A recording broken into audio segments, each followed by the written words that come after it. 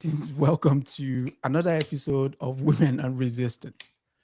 And I am one of your hosts, Adesoji Iginla. And with me, as usual, is before she goes into character, I have Fubara Eneli Esquire. How are you, my sister? You know what? I'm good. Yes, very good. Yes. Tonight, as usual, we'll be looking at the lives and time of a spectacular woman by all accounts, and none other than Queen Idia of Benin. So I suppose for those who probably first come in contact with who she is, could you just give us a brief introduction of an overview of her life and significance to Afrocentric women's stories? Afrocentric. I don't think we had that term when I was living.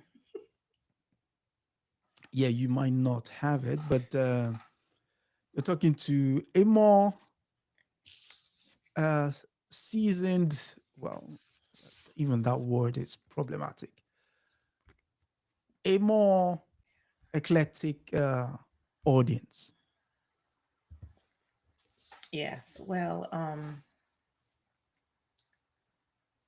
thank you, my son, for this great honor to be with you and with all of your their viewers. They can see us. You We can see can, us far and beyond. you know, what you people are doing nowadays. We had our ways before without your form of technology. We had a different form of technology. Hmm. I was born in the late 15th century, and my father was a warrior, and my mother, again, the words are different from my language, but I guess to make it understandable to those of you watching, would have been considered like a medicine woman. But you know, people as a whole understood their relationship with the environment, with nature. But then there were some people who had additional skills. Um, so you might be, you know, everybody could hunt, but you would have the master hunters. Everybody could drum, but you would have the drummers. And when you need to send messages, they're very specific people. And my mother was one of those again, for lack of a better term at this time, medicine women. And she came from a long line of women, mothers, grandmothers who understood the power in our herbs, the power in our medicine, the power in connecting with our ancestors. And so, this is the environment in which I grew up. And let me tell you, as a child, oh my goodness, when we would have our festivals, and the drums and the music and the food, I loved to dance. I loved to dance. The drums would just, it feels like they would just take over me. And the drums can talk to you. And I'm tempted to get up now and even show some of my skills.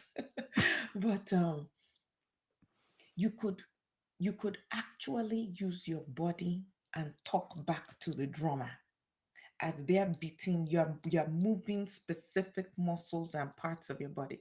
It's a thing to behold. And I loved to dance. And I became one of the most amazing dancers in our area. And oh, your people might need to know when we talk about, because we're talking about the Kingdom of Benin. Do they know where that is? Do you want to explain that to them? Okay, yes, to give people a sense of Benin, Benin would be the heart of Nigeria. Technically, actually, the heart of Nigeria. It's found in Midwestern Nigeria.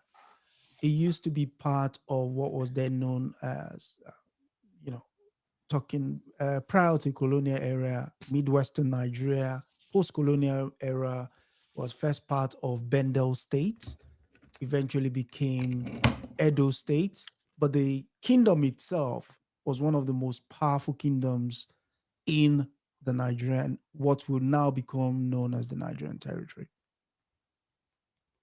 So important for people to be able to locate this. And if you're watching, it's a good thing to go get a map so that you understand the location, you understand And the where. historical, yeah, Yes, yes, yes. So we were a great people, a great people. And I was again in your I'm sorry, in your language, I think I would be considered a precocious child. I used to dream dreams and I would see things. And as a child, I didn't always understand them. But there were some dreams that I knew I needed to just kind of keep to myself till I got a better understanding. I know in your Bible, um, there's a story about um, what did you people call that woman? Mary. yeah, And it says when the angel came and visited her and told her some things, I think the way your Bible says is that she pondered them in her a heart. heart, yeah, So she didn't just go and open her mouth, hey, hey, hey, hey, and talk all over the place. Some of you, I know this is not what you asked me, but I'm going to teach from my heart. Some of you, God gives you something, your ancestors give you something. Hey, you have just scattered the thing everywhere. You have just told everybody. It's like, let me tell you, okay, it's like a farmer has seeds. mm, The way seeds grow, you don't just go to the farm and just throw it on top of the earth. If you do that, the birds are going to come and eat it. Nothing will germinate, or true, very few. What you must do, even if it's a small, shallow hole, you still have to bury that seed mm, and give it time. It's not just you put it today, tomorrow. Some of you, God has given you dreams. Ancestors have given you dreams. And the reason you have not seen it come to fruition is how you treated it. So as a child, I had this dream. I had this dream of being a warrior. It didn't make any sense. I'm a woman. Now we know that in a kingdom not too far from us, Dahomey, we know that they had women who were warriors. I didn't call them women, they were warriors. yeah, We know if you go further to the north from where I was, you might one day learn about Queen Amina of Zaria. So it's not like women didn't fight. It's not like we didn't engage in things. But in terms of really having a woman who went to war, and that time too, war was not as common as it is now either. of course, But I had this dream, hmm, and I just kept it in my heart. I just covered it and held on to it. But because of what I saw in that dream, it made me move in certain ways. Oh, I love to dance. And at all these festivals, oh, come and see me with my my age mates. I was leading the dances. And my father noticed what a good dancer I was, and he would encourage me. And so I said to my father, I said, because my father was a great warrior, I said, but can you teach me how to be a warrior? And he said, yeah, no, you're going to grow up, you're going to marry, you're going to have children. That's not for you. But I bothered my father, bothered because of this dream I had. And so my father started to show me some little techniques here and there. At the same time, I went to my mother and my grandmothers. I said, ah, I want to know, how do you see, you look at a woman's stomach, you touch it somehow, and you know, is it girl, is it boy, you know if there are problems. Do you know back then, we used to have people, when you break your bone, not this one you people do now, when you break your bone, they would use herbs and everything. Ah, bam! They have set the bone. When the white people came, they called them bone setters. But then they say, oh, evil this, evil that. Across the continent now, I don't even know whether we still have those people. But I'm Mm. telling you the technology we had. Your technology, oh, something new, so new. No, no, no, no. We had one where anybody could access it. You didn't even have to go and buy all the things that we are buying now. Okay. So they would use those herbs and set your wound. So I'm watching my mothers, I'm watching my grandmothers, I'm watching some of these women. And I said, I want to learn. I want to understand. I want to know. And at this time, my age mates were just playing, doing their chores, just playing. But I wanted to know. I sat with the elders. So my mother said, if you do your chores, if you do what is expected of you, then you can come. We have a saying that if a child washes their hand well, Well, yeah, they we'll will eat eat. with the elders. Yes, that's what I did as a child. So for you with your dreams, are you washing your hand well?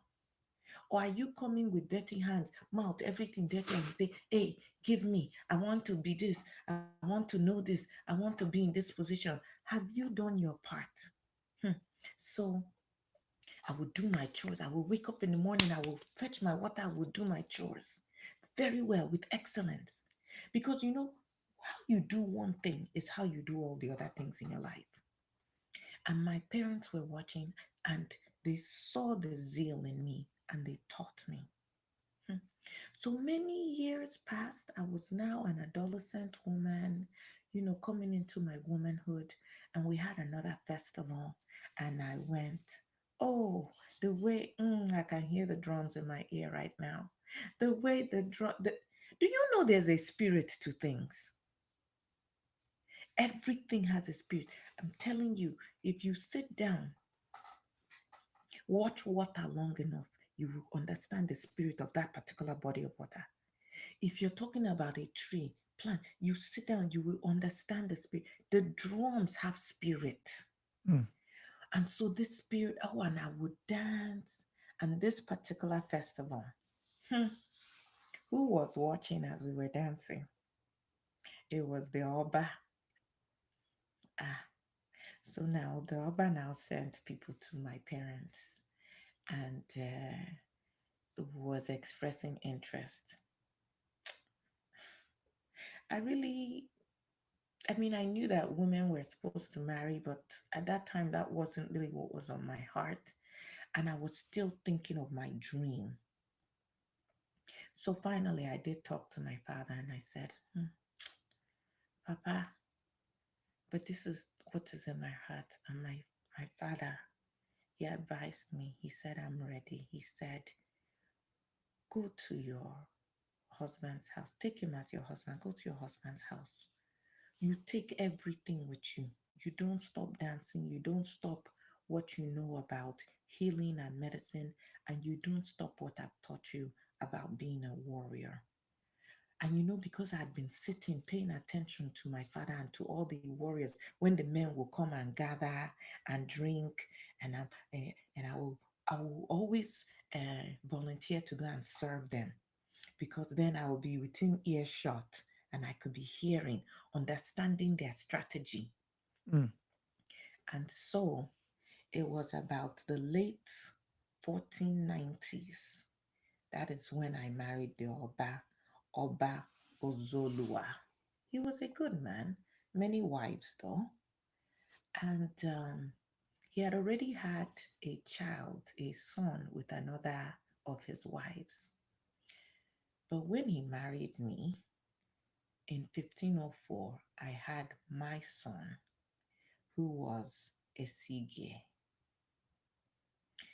So, when you talk about succession in a kingdom, nobody can live forever. My husband, the Oba, knew that. Succession is not always, you are the first child. There are places that do it that way, or like you're the first son. Sometimes it's also that they look at the child, they look at the would-be king, the prince, and they look at what are all the skills that this king has. What is the would-be king, so the prince, what is the personality? What do they have? the The do diplomatic they skills. yes, will they be able to really lead? Mm. And I'm telling you, I took being a mother very seriously, very seriously. I trained my son in everything that I knew that was appropriate, but I also put him and his father too, put him under people that he could learn from. Are you listening to me? Very much so. So, those of you who are having children now, what are you doing with your children? What is your plan for your children? And even if you don't have children that came from your own loins, how are you assisting other children that you can see have a Potential. particular, yes, that's the word, the potential. So my son very well trained. Hmm. As a reveal, um, my husband the Oba passed away. Mm. And in the midst of all the festivities, all the rituals to bury an Oba, of which there are many, of course, now the undercurrent was who is going to replace him, who is going to be the next king. So, the child of my husband's wife, you people now you call it step son. What Stepson. I don't even understand the people's English, the language. Like they climb the step, or I, I try to understand. You say half, you say quarter, you say a step. It was the child of my husband's wife. Correct. We're all family. Uh-huh. But you know this thing about power, Mm. it moves people in different ways. I understand that his mother would want her son to be the Oba. I understand that he would want to be the Oba. But you don't always just get what you want, especially if you have not taken the time to train for it. Correct. Hmm. So, my son, there was no easy diplomatic solution. We were in Benin City proper. We were we were where the palace was. That's where me and my son lived. That's where he grew up. We had certain connections, and so he was ruling in that area. But then his brother was in a different area, and he was ruling in that area. But that is division. True. These divisions don't help us. Today, you people are still divided. Even now, they say, oh, Benin Kingdom, Bendel State, River State, how many Edo State? It's so confusing. We are one people. So we needed to figure out how we going to come to division is not good.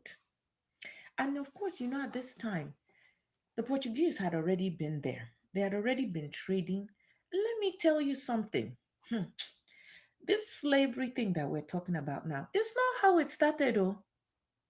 When those red-faced people came, as soon as sun shine on them, it is like red, like tomato. We would be looking at them like, what is happening? As their face is just changing color in the middle of us having conversation. Me, I just observed. But when they first came, they came humble. They came and they treated us as equals, we treated them as equals. We were all human beings. They had some things we wanted, we had some things they wanted our ivory. Oh, they wanted our ivory, but then they also introduced some things, copper, some things like that, that my our people now, oh my goodness, have you seen what my people did with bronze? Yes. Do you understand the science? How we mix things together and what we created? So much so that these people, I'm running around in the story, but do you know these people took our things and even till today, they have it in their own places. Whether they call it, is it museum? Museums. Yeah. What museum? Can you imagine the kind of people? See, when I was living, if you stole, You did not want to announce that you were a thief. You will hide the thing, you will bring it out little so that people won't know. But these people, they came, they stole, and then they built a big building and said, "Look at me, ole, ole, thief."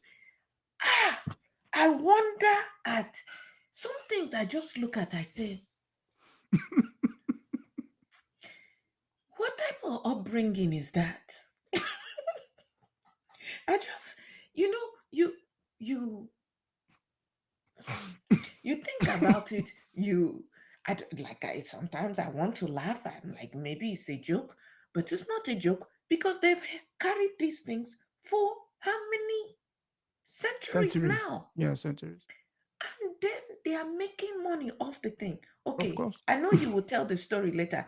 We were asking for our things back. Later, you tell your people what they said. Okay, because by that time, yeah, I died. Okay, so a war broke out, division, brother Mm, against brother. These mm, things are not good.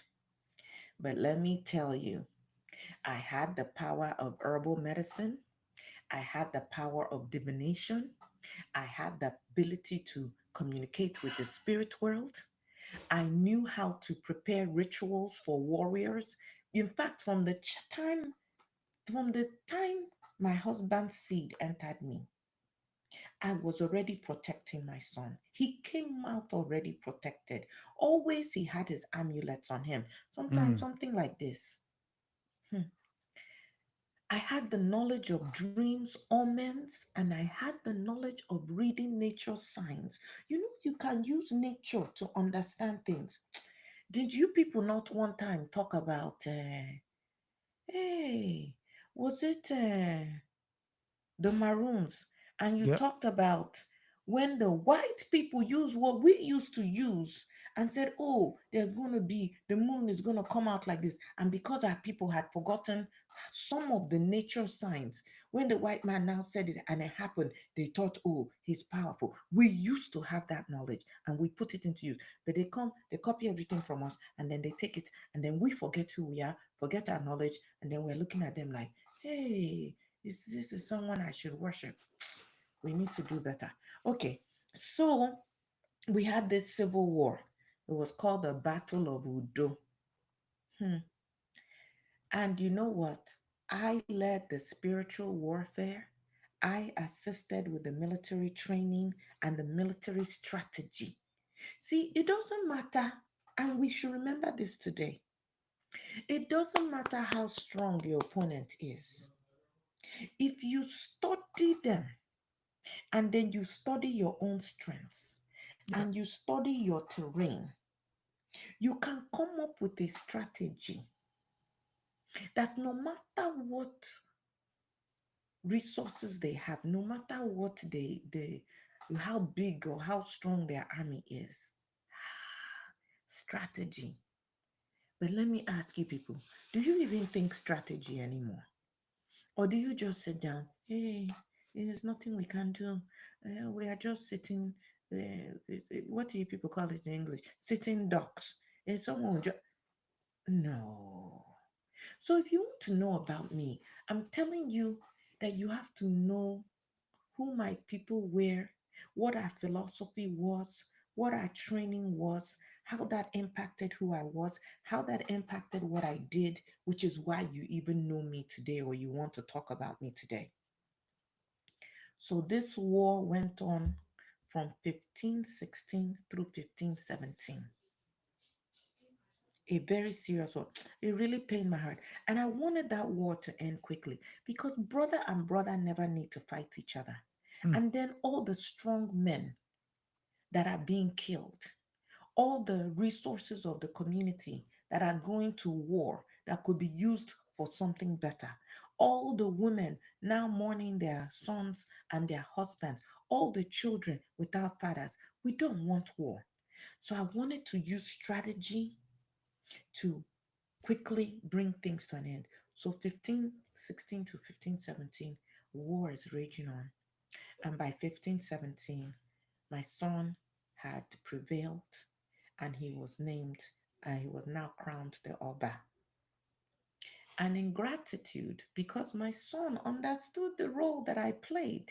It's not now that you people, uh, uh, I'm feminist, I'm not feminist, I'm woman, I'm not men and women fighting up and down. What is this now? Hmm. All this, again, all this division, who does it benefit? True. Right?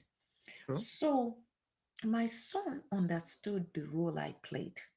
He understood the importance of making sure that women had a role in the politics of the land.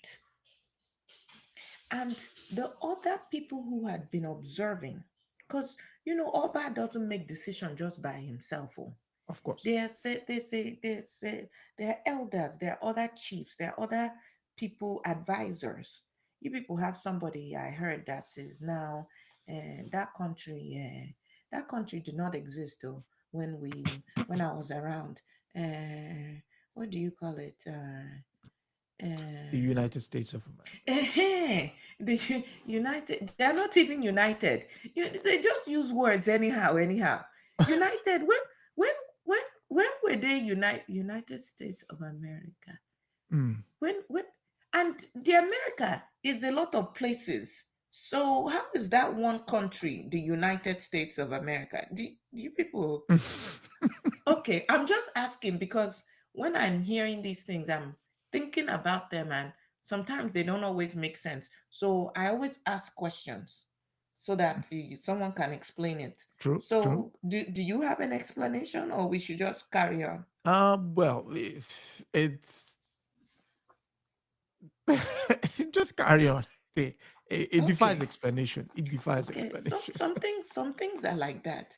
So anyway, we existed before this united thing that you're talking about. I don't know what their United definition States. of Mm-hmm. united is, but anyway, so if you're going to study history Mm. and you're not even studying people like me or my people, and you start with someone, it's like you have an elder and you want to ask question of a baby. How is the baby going to give you any logical answer? Mm. Anyway, so my son created the title Iyoba, right? Yeah. Queen Mother is how Mm-hmm. you people translate it, Mm-hmm. making me the first Queen Mother of Benin. And that title remains till today. So I held in that position. He now built a palace for me. So I'm not just somebody's wife or just somebody's mother. I'm the queen mother. I had a palace. I had my own political realm, if you will. I was still doing what I was doing in terms of spirituality, guiding women, bringing up another generation, supporting the Oba, supporting the kingdom, using my gifts and my talents to make our kingdom safe and secure for everybody. Mm. Um, I helped to manage state affairs. I participated in diplomatic talks. I participated in ceremonial duties as well. Um, some people now they would say, what is that other word? Patron. Some people would say, like, I was a patron of the Saint. arts, I was a patron of medicine and spiritual institution. I don't know how you what I would tell you is I was someone who believed in that, believed in our culture, believed in our history, and I believed in teaching like I was taught. You have Mm. to pass these things on. Mm. And I Mm. was definitely completely respected everywhere for my wisdom and my power. I wasn't just the type of woman who just, you just some of you, it's like diarrhea of the mouth. Now, I would tell you, you see these marks on my head when I Mm. was younger, and we were praying to find out, should I marry this Oba in light of the dreams that I had? Is this really the what I should do? You should always seek wisdom. Oh. So my parents brought, you people call it like a medicine man, like Mm, a diviner, mhm. and he put these marks in my head, put medicine in there. Incisions. When he did it, some the you people now sometimes they call it something tribal mark, everything. You just think it's a mark. It's not just a mark. It always has a spiritual component to it. It always has a cultural underpinning to it. Now, with tattoo, you just see something anyway, you just put it on your body. You don't even understand the energy Yeah. of what you're doing. You have to think. Mm. Anyway, so he put the medicine in, he chanted over me. I fell into a deep sleep. When I was sleeping, I saw that dream that I had as a child again. And that's how I knew, yes, marry the Oba. And of course, it was in that position as the Oba's wife that I was then able to begin, at a different level, the work or continue the work that I had been doing. Um, some people know about a war that I really, beyond the one with my son, when we fought other people, I was also providing military strategy and all of that. Um, so um, I told you about my dancing. Oh, I love to dance. So one of the things that I'm known for is the Ikasa dance. Hey, you have to go, whether you people's technology, I don't know, maybe that thing you call YouTube. a tube on the, okay, YouTube. YouTube. Yeah. Okay, but it might have, if you type in Ekasa, Ekassa, you might see us. Oh, let me tell you, you want to see some beautiful women moving as God has ordained Intended. for us to Mm. move. Mm. It's a thing of wonder. It's a thing. In fact, of course, I really shouldn't be surprised that the Oba was so interested after seeing me dance. But anyway, the Akasa dance, that is still going on today. It's part of our culture. It's something that we continue today. Of course, some of you may have heard of the um, Ida battle. Again, that could not have been won without my military strategy, which again did not just come because I just wanted to be a military strategist. It came from all the learning that I had done as a child. And then as I continued growing up, I continued to pay attention. I Mm. wasn't wasting my time. I was growing, I Mm. was learning. And then what I would learn, I would put to use. So after my death, because of course everybody must die at some point, the historians are saying I died around somewhere in the 1530s. Um, but after my death, my son, what a wonderful child. My son commissioned for a mask to be made. Mm. If you look in the background, this is a replica of the mask, and some of you know it best for something that was now many centuries later called Festac. Maybe you can 77. tell them a little bit about that. Festac 1977. Do you know that this mask and the original bronze head that was made of me, it's a bust and head. If you see, you will see my marks, you will see my headdress, everything. These thieves stole it and put it in that place they call museum. I'm in the ancestral realm and understanding that when the modern Nigerian leaders now said, give us back our mask, when they were going to do this Fast Act 77, that these thieves, hey, it's a wonder. These thieves said no. Now, there's no dispute that it's not their own. Yeah. They don't have the capability. Have you seen the intricacy on that mask? Let me tell you, when you go and look at the details, Mhm. you will see the mud fish. My son, do you know why the mudfish is there? Do, So the do you tell? mudfish is a fish. It can live on land, it can live in the water. And it was a representation of, as Oba, in that process, you are human, but you are definitely operating in the spirit realm as well. And it's that duality. And I think the people, if we trace, we probably came from them. In fact, I know we came from them. You go back to the people of Kemet and you understand Ma'at and you understand duality. Mm. Uh-huh. So on that mask, you will see intricately, you will see the mudfish. Yes. You will also see some like faces of the Portuguese Yes. traders. Yeah. Mm-hmm. Mm-hmm. It locates when this thing was done. At that time, these white people that have now stolen our things and have no shame and are now using the things to make more money. Do you know that they didn't even know how to bath themselves? You understand what I'm saying? Oh no, let me say it. They didn't know how do you say? They didn't know how to bathe themselves, give themselves a bath. It's stinking backward people.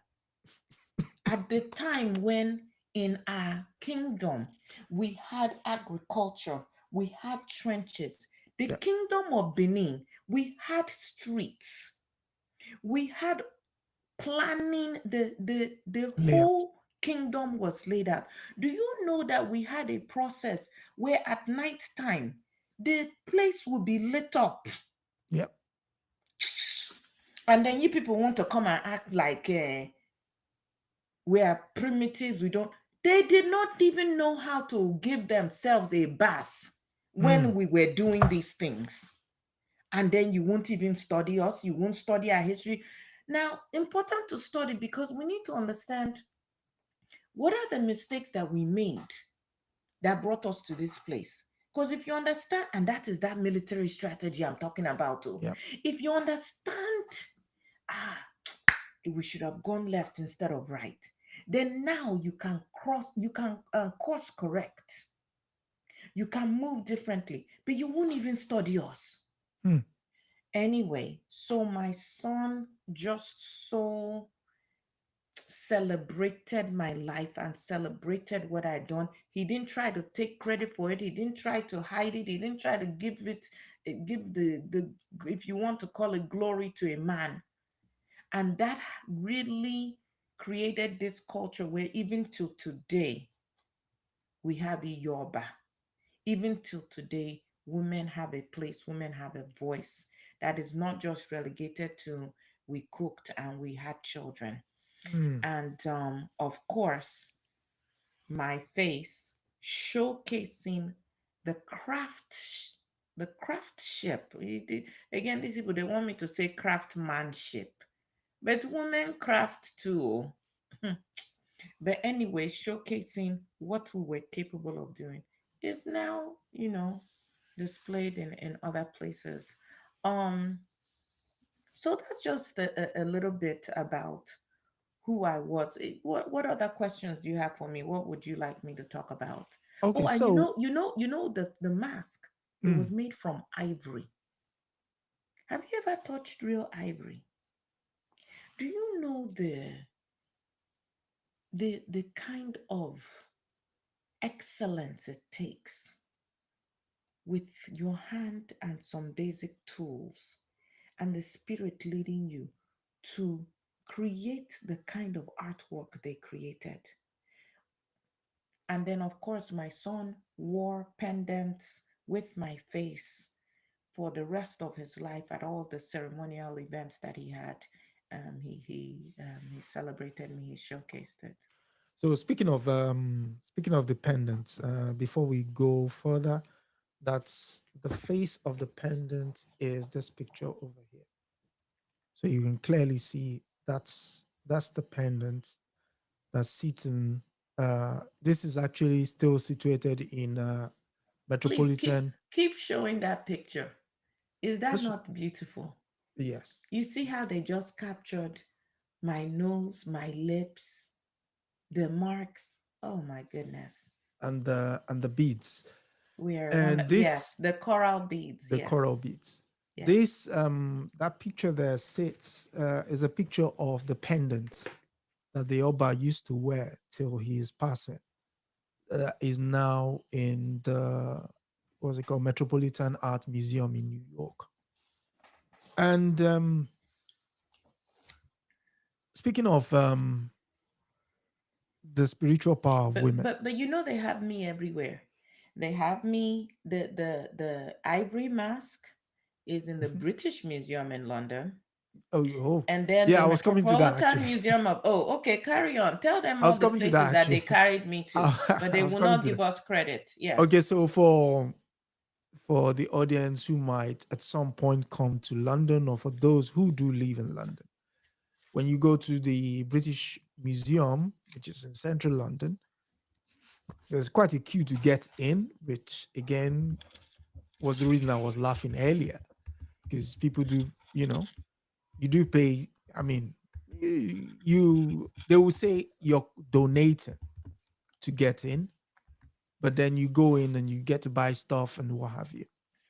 So it's at the African section. You come down uh, two flights of stairs, and it is right in front. It's the first thing you see.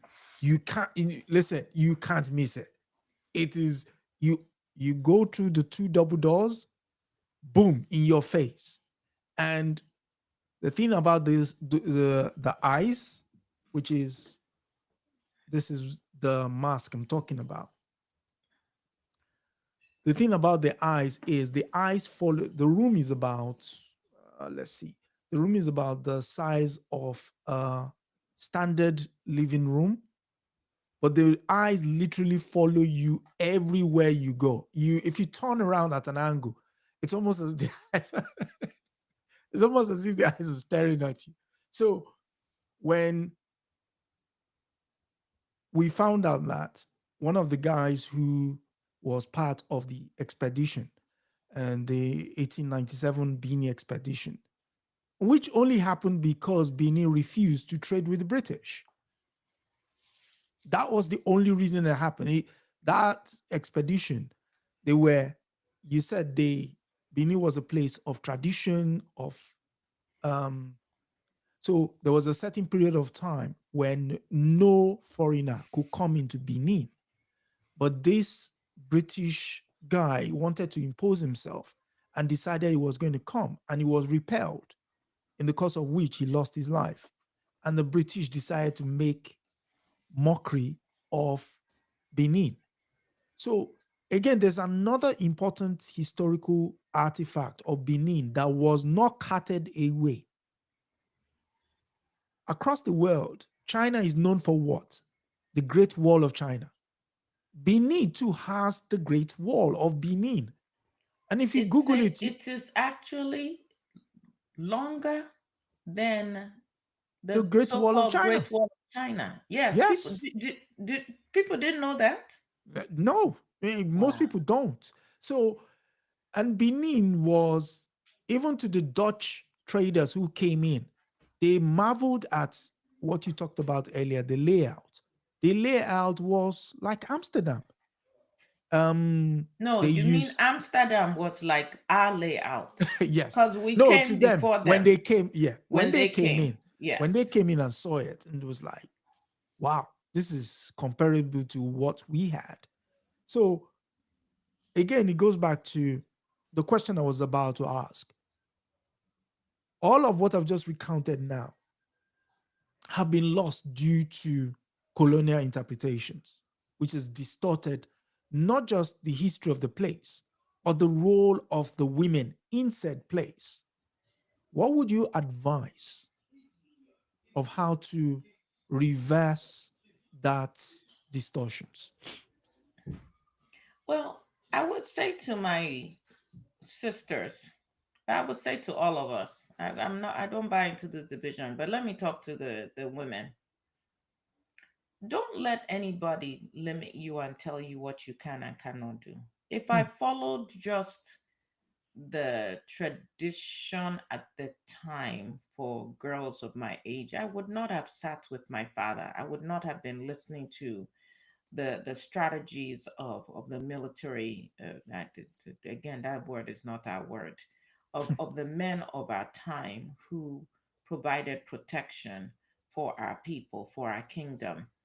And so when you talk about my political strategy and the fact that I was able to broker alliances with various groups, I was able to secure loyalty, for instance, from the Iwebo and the Ibiwo. It's because I pay attention to culture, to history, to politics. You have to understand. You can't just, oh, I'm just here and this is all I need to know. You have to broaden your mind. So, for women and for all people, and definitely for all African people, we have an obligation, I would say, to learn wide and deep. You never know which information is going to help. You can't just say, oh, um, I'm going to be a stay at home mom. I think that's what you people call it. So all I do is clean and cook. No, because you're also raising children and what you expose them to matters. And you can't expose them to something that you have never bothered to learn yourself.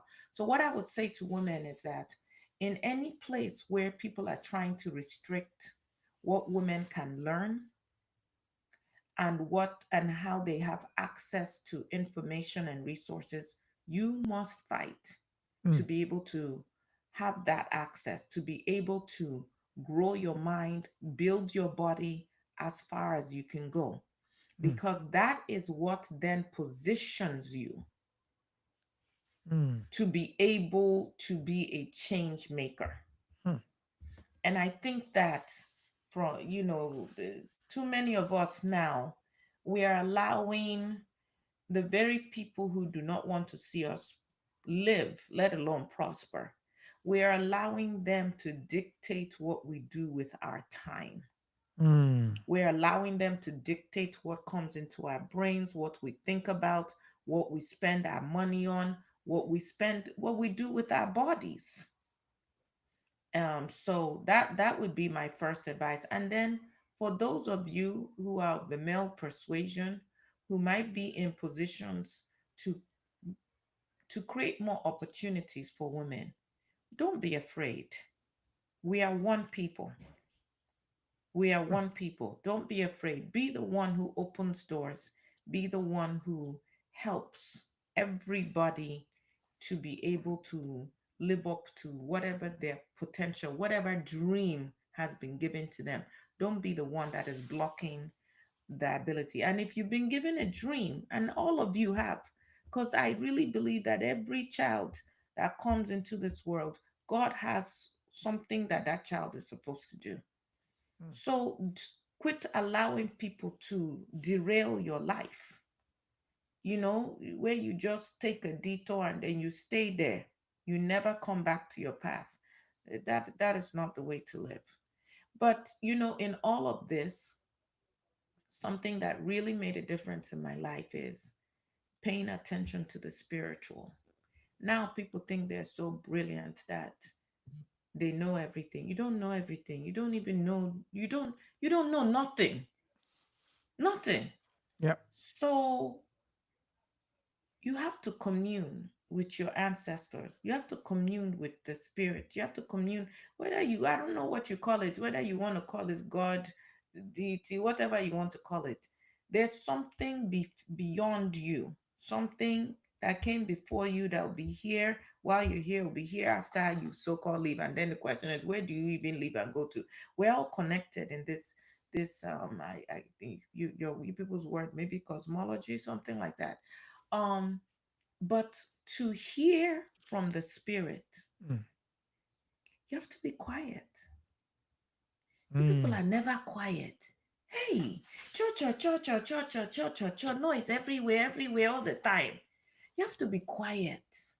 mm, You have to be quiet. Spiritual things, they just don't, it's not just going to, you have to be quiet because it will come to those that they know are receptive.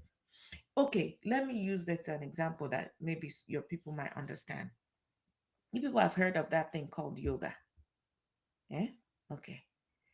Now, they will have something they say camel pose, pigeon pose. happy baby pose, praying mantis. They have all of these. That I'm telling you, people, you stop and sit down and think. Don't just take stuff up but don't think about it. Have you ever asked yourself, beyond learning those poses, how did that come about? Hmm. See, somebody Took the time. sat quiet enough, maybe days, maybe months, maybe years, and said, this is how this is how the frog moves. This is how the pigeon moves. This is, and then was able to figure out a human version of it to keep us in better balance and better health. So the question is, if you're never quiet, how are you going to hear? That is a big thing that I want to leave with everybody. You have to study wide, you have to study deep, and you need to commune with the spirits, with God, with your ancestors. And you can't do that if it's always noise around you. You have to go back to being quiet. Mm. You alluded to the Nigerian government in 1976 hoping to get back the brainy, the mask head in anticipation of the festival that was due to be held in the country. And the British saying no at that time. Well, they're still technically saying no because during the last pandemic that we had, I don't know if you guys, if you had any sort of global pandemic during your time, but we had one recently where lots of people lost their lives as a result of a contagion that was, you know, beseated the planet. The question that we emanate from that is, if once historical legacy has been stolen, how do people recover it based on either, like you said, study or spirituality? Which would you prefer? I'm so glad you asked that question because I was actually going to talk about this even if you had not asked me this particular question. Let me say this. Hmm. Okay, I'm going to make an assumption that many of your people who watch, maybe they are more familiar with Christianity. Now, let's say your grandfather had a Bible or your grandmother had a Bible where they wrote all the family secrets and prayers and births and deaths and all of those things. Is the Bible that they prayed on for all kinds of things when they got their first house or got some land or something. And then someone comes and takes that Bible away. And you know where they've taken it to. Will you just sit down and say, well, it's gone. They took it, it's not a big deal, at least I have a picture of it. I can buy another Bible. I think I want to hope that most of you would recognize that as, some of you might call it a family heirloom, but some of you may go deeper and understand how that Bible is a symbol of your legacy, of your family, of your dreams and accomplishments. And so the first thing I would say is we have to decide that these things that they've put in the museum and called it artwork, that it's more than just art, that these are our heirlooms. These are things that in the physical connect us to the past. We must understand the spirit that went into creating those things. And I'm going to even say the spirit that still dwells in those things, but are now imprisoned and trapped Mm. in the hands of your enemies, because that's what they are. You steal from me, you don't give me back my stuff, you're my enemy. So, first, there has to be that deep understanding that will then drive a resolve that it's not okay to now go to that same Britain and smile and buy their land and give them your money and buy their designer what that they're selling you and not make a demand for your things back. How strong has our demand been for our things that have been stolen and scattered all over that place called Europe? Hmm. So I don't think that we really have taken the time to understand the connection of that thing. You know, you can touch a thing and feel something. Even today, I think people have like crystals, and they say, "Oh, you use this crystal, you feel this." You do you know the energy in our things? That I won't call them things because we did not produce art for art's sake. That is the European thing. And they despiritualize everything. We produce things out of the fullness of our spirits. Hmm. They were divinely inspired. They were not just decoration. They always had a ritualistic aspect to them. They had a function. They were never just, let me see, oh, that's so beautiful. And then you walk away. That's not how we operated. So the first thing I would say is we have to get that understanding deep inside of us. And maybe one of the ways to do it for those of you who have access to these places where they are parading our stolen goods is go in and be quiet and let that spirit talk to your spirit. Allow yourself to feel it. And I'm telling you that once we get to that place, we will come up with the fight and the strategy to get our things back. You're talking about trading. You cannot come and buy oil until you give me back my stuff because you're not my friend. And the way they have made you want their own things, did we not used to live before?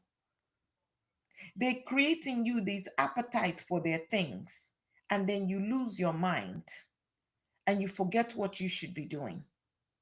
So I would say I I I spoke stridently, not to shock or offend your listeners, but to but I was speaking out of my passion and my pain that the things that we created for very specific purposes we have been forcefully taken away from us, and we're not doing enough to bring them back. We must bring them back. And as we do that, we're going to start to understand the importance of unity, because it's not just fighting for Benin and for my masks and everything else they stole from our kingdom. It's understanding that they did the same thing all across the continent. And even today, for my African brothers and sisters all over the world, we create stuff, they steal it.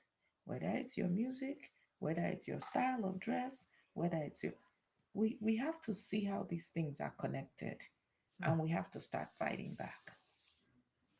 First, get the knowledge. Get quiet with your ancestors. Get that righteous anger, and it will lead you to what you need to do to be the divine sovereign people that we always were and that we must get back to. Hmm. You know, one of the things my father taught me is the responsibility of being a warrior. You don't go into leadership, you don't go into being a medicine person, you don't go into any of these things with this sense of, oh, I'm going so that I can get glory, or so I can make, what do you people call it now, money, so I can get rich. No, you understand the responsibility that comes with it. And that it is that understanding of the responsibility that makes you want to hone your skills in such a way that you can, most of the time, perform with excellence. mm. How many of you even set it as a goal to be excellent? How often do you even use that word? Do you understand the responsibility that comes with leadership? Not answering title, there's a responsibility. And I think too many of our leaders in Africa and all around the globe, African people, we've forgotten that part of the responsibility.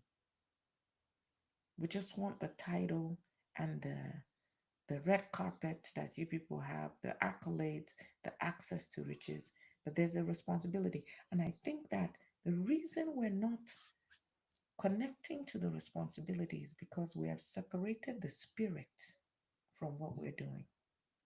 Leaders were led by the spirit. Good leaders. Hmm. That's a very happy note. I would want us to leave it there actually, because that last part, which was um, going to sit with those well, spiritually inspired depiction Woman. of our ancestors is, I mean, I've been there now. British Museum, oh gosh, 2019. I would drive past the place, I would look at it, and I'll keep moving. Beyond that, there's just no. It's just I understand the need to go and look at it, but the fact that somebody, like you said, I mean, and these places are dotted around England, so that's another thing. But I might be I might be visiting the museum, British Museum soon, just to do what you said. So Thank you, my son. you're welcome. So, for those who would like to know more about Queen Idia, do you have any resources? I mean, I've got some to share, but you go Please, first. please go ahead and share. There is a beautiful children's book called Princess Idia. I believe it was printed in Nigeria. Um, but you probably can get it on Amazon. That is where I hear you people. Everything is. Again, I'm thinking about your names, like the Amazon forest, but you're gonna deplete it. I don't know. Okay. Anyway, so there is that book, but share the resources that you have. There are many articles that have been written about me. You will find me embedded in many books, Yes. um, but not necessarily like whole big books, except for the children books about me. But I will also give you some other books that you can look at as well. Okay, so you could see, like you said, embedded in the British Museum by Dan Hicks, and yeah, that one. That's one of. Two would be Loot by Barnaby Phillips, uh, Blood and Bronze, Yes. uh, Paddy Doherty, and then Any book on the Benin Kingdom will have some reference to me, yes, some yes, more than others, depending on who wrote it and whether they think women are of importance or not. the historical dictionary on Nigeria, written by Tony K. Falola, Tony Falola, So okay. would hold stories on Queen Idia. First Tech 77, if you can find this book, I'm not, it's a reprint anyway. So, but if you can find it, there's a huge chunk on her here. And the fact you talked about, There's it one was, called in the Niger Country by James Pinnock. Unfortunately, so many of these books, you mentioned Toyin Falala, thank you, but many of these books were written by the colonizers. Yes. But we're still grateful, I guess. There's a book called Benin, Cambridge Introduction to World History. You can find me in there, but I really like Idia of the Benin Kingdom. It's a children's Children's book, book. Yeah. and it's beautiful, and The they really illustration is, yeah. Yeah. yes, they really capture the essence of who I am, and it's an easy read for people of any age. Mm, But you do want to study and know about more than just where you live. yes. And speaking about knowing more than just where you live, this is actually a more recent book published by um, two Senegalese, and it's titled 15 Colonial Thefts. And these two guys here actually championed the idea of getting all of those artifacts returned. So this not only looks at Benin, but also looks at everywhere else on the continent where the um, the artifacts have been looted from. So the title of this is 15 Colonial Theft, a guide to looted African heritage in museums across the world. So, and this is actually um, to read this, you have to have a very strong constitution because the kinds of atrocities that were committed in getting those things to everywhere, You know, you including, know, you know when you hold up that title, that book again, and the title. Some of you write this thing called English language. Do you see how you can? They often tell you write in an active voice, not in a passive voice.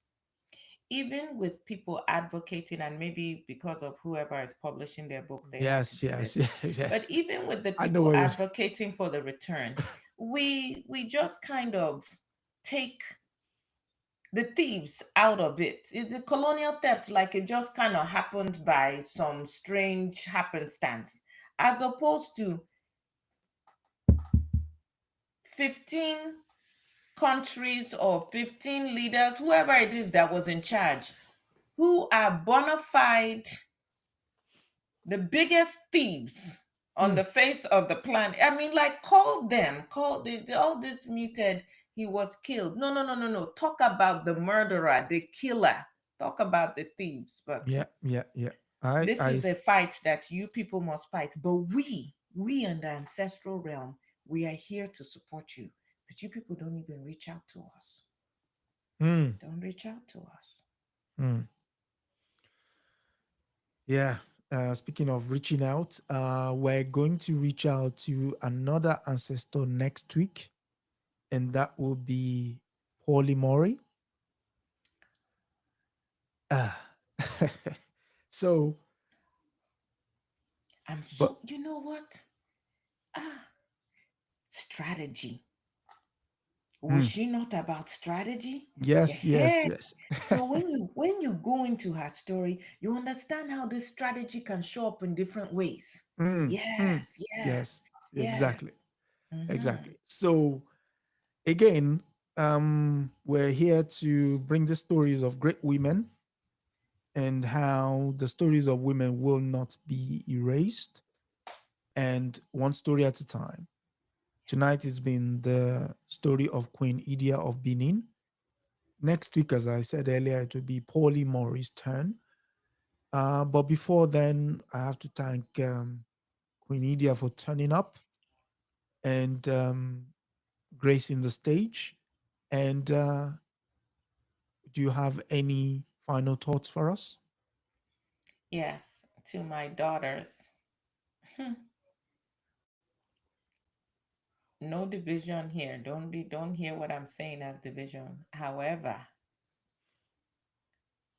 when I tell you that there's power in being a woman, I want you people to find the power in being a woman and be a woman.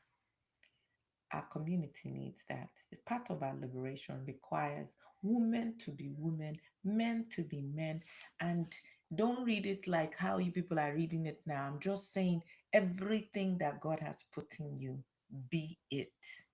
Mm, Be it. That is what I'm saying. And so, on that inspiring note, I would say thank you all for listening. And it's if you do like and share, it will go a great deal to not just champion the stories of these women, but also inspire somebody out there to say, listen, whatever it is I'm going through pales insignificance in comparison to what these women have been through. So until next week, it's good night from me and God bless. Good night.